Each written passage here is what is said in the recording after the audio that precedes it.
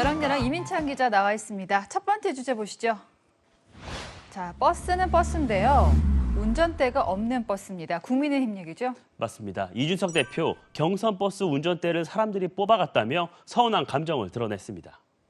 경선버스 8월 말에 출발한다고 버스 세워놓고 기다리고 이제 앉아서 있었더니만은 갑자기 사람들이 뭐 운전대 뽑아가고 밖에다가 막 페인트로 막 낙서하고 예, 의자 다 부수고 뭐 이런 상황인 것 같아요 지금 보니까.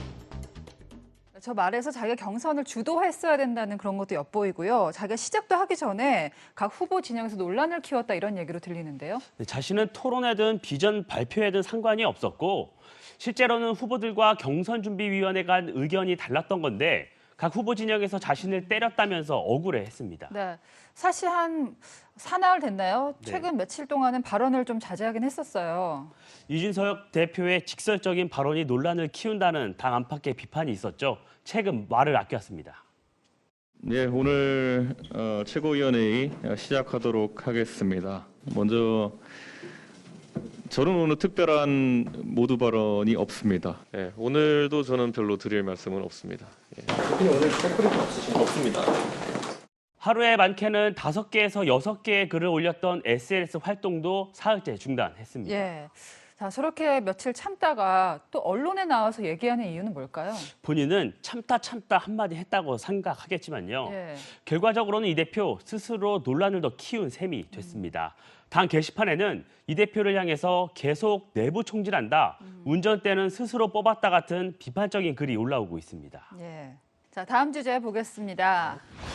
자, 7대2.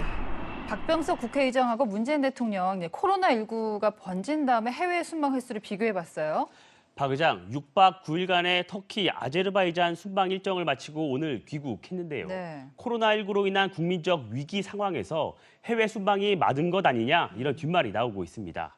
박 의장 지난해 6월 취임했죠. 스웨덴과 독일을 시작으로 7번의 순방을 떠나 14개국을 방문했습니다. 반면 문 대통령 같은 기간 2번 해외에 나갔는데요. 네. 지난 5월과 6월 한미 정상회담과 G7 정상회의 참석이 전부였습니다. 사실 일반 국민들은 출장이 있어도 또 뭐 해외여행은 말할 것도 없고요. 큰 제약을 받고 있는데 박 의장이 굳이 나갔던 이유는 뭔가요? 목적은 의원 외교였습니다. 해외 순방 결과 보고서를 살펴보면요. 양국 협력 관계 심화, 원전 수주 지원, 교민 안전당부 등의 성과가 있었다고 국회 사무처는 자평하는데요. 예. 성과가 추상적이다 보니 실제로는 외유성 아니냐 이런 비판도 나옵니다. 게다가 나라를 보니까요. 우리보다 코로나19가 더 심각한 나라들도 꽤 보입니다. 가서 뭐 과연 활동을 제대로 했을까 이것도 궁금합니다. 지난해 10월인데요. 베트남 순방 당시에는 공식 일정 외에는 외출조차 할 수 없었다고 합니다. 이탈리아에선 박 의장이 직접 어려움을 토로했습니다. 이 코로나의 상황으로 부득이 대표성을 가지신 몇 분을 모시게 된 것에 대한 양해의 말씀을 드리겠습니다. 네, 요즘 비대면도 되는데 뭐 비용, 국민 세금이잖아요. 이것도 많이 들었을 것 같은데요. 스웨덴, 독일 방문 때는요. 6박 8일에 3억 6천만 원, 러시아, 체코 방문 때는 7박 9일에 4억 4천만 원이 소요됐습니다. 네. 7차례를 모두 더하면 20억 원 안팎이 들 것으로 보이는데요.